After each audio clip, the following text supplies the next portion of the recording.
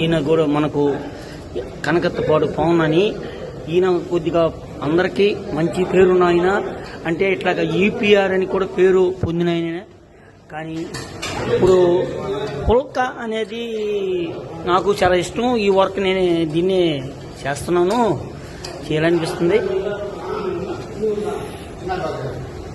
కానీ కూడా పుల్కాని అదే 3000 పుల్కాని ముగ్గురు డివైడ్ చేసుకుని నేను కాలుస్తాను, మీరు రుద్దండి అని ఈరోజు పుల్క మన పిల్లకాయలకి వేడి వేడి పుల్కాని ఇస్తూ ఉన్నారు.